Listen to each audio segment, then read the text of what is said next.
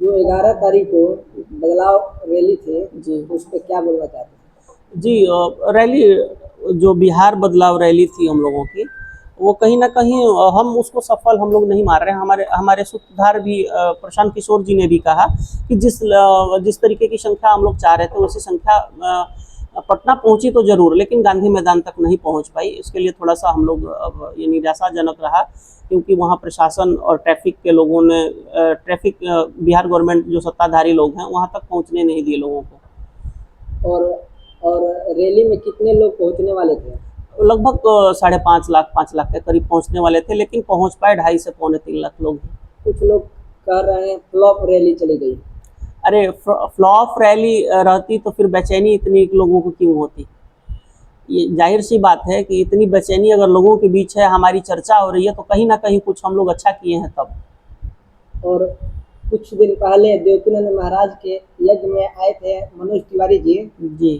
जी वो प्रशांत किशोर जी के बारे में कुछ टिप्पणी किए हुए हैं, उस पर क्या बोलेंगे?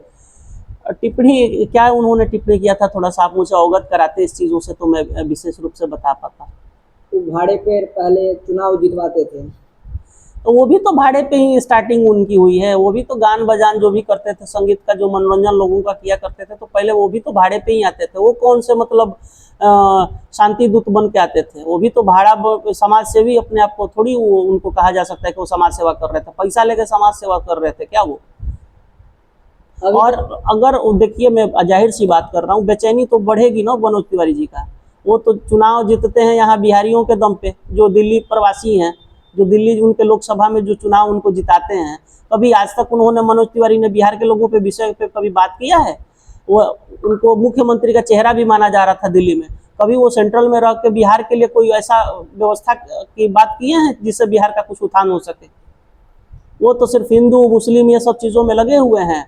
भाड़े पे कौन आया है नहीं आया है, ये चीज़ें वो अगर ये अपने मुंह से करें तो अच्छा नहीं लगता है, शोभा नहीं देता। इतने वरिष्ठ नेता होकर के भी, एक बिहारी होकर के, ये शोभा नहीं देता उनके मुंह से। बक्सर जिला से जन सुराज के सदस्यता अभियान कितने लोग जुड़ चुके हैं? संख्या लगभग 3,000 से ऊपर अभी पहुंची है बक्सर जिले की। अभी निरंतर बढ़ती जा रही है, दिनों पे दिन लोगों की संख्या बढ़ती जा रही है जनसुराज परिवार में। ये कहीं ना कहीं चिंता का विषय बाकी विरोधियों के लिए जो बना है, जो बिहार के उत्थान और जो जात की राजनीति कर रहे हों उनके लिए थोड़ा सिरदर्द बना हुआ है।